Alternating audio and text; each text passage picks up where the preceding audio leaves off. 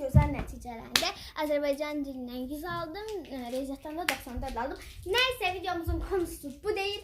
İnşallah bütün uşaqlara bu sevinci yaşadıram. Hamımız əziyyətimizin bəhrəsini inşallah görərsiniz. Bugün sizlərlə bərabər görək neyinirik? Neyinirik görəsən. Bismillah. Bugün sizlərlə bərabər benim jelabonum bacımla birlikte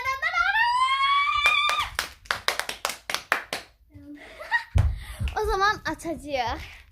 Boğazım getdi. İnanın, mənim üçün əziyyətimin bəhrəsini görmək çox böyük bir şeydir. Yəni günlərcə oturdum, bugün səhər də nə qədər təkrarladım. Yəni əgər buna çalışmadan getsəydim, sevinərdim, amma çox az sevinərdim.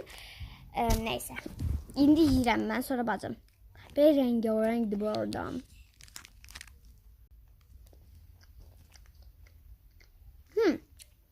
Beğendim. Jelibon severler için güzel bir şeydi. Mesela ben de jelibon severim. Ama en çok marshmallow tadındadır. Bir tane de diştim. Yiyirəm neçə verəcəyim onun üzerine. Bence de. Ama onun üzerinden yetdi. Çünkü bundan çok yesem karnını ağrılar. Yani hem de ziyanlı bir şeydi. Marshmallow. İçinde bir jel de var. Jeli de var. Ben de deyirəm axı bunun içinde ne var? Bir dəqiqə. Yapışıb bütün.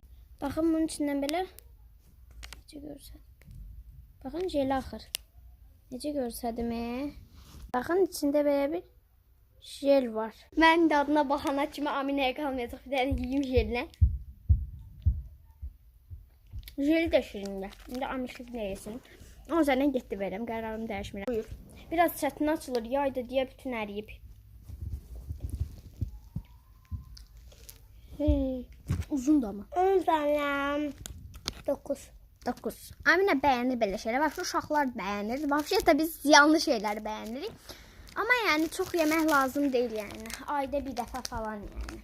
Gedib bunu almaram məsələn. Gedib kurs falan alaram. Bəyəndik. I like it. Like it.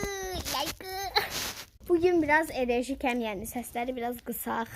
Telefonun, televizyonun səsini qısaq. Videomuzun sonuna geldik. Videomuzu beğendiyseniz videomuza like atıp Abone olmayı unutmayın. Sizi çok seviyorum. Bye bye. bana da bende. Gözlüğünü.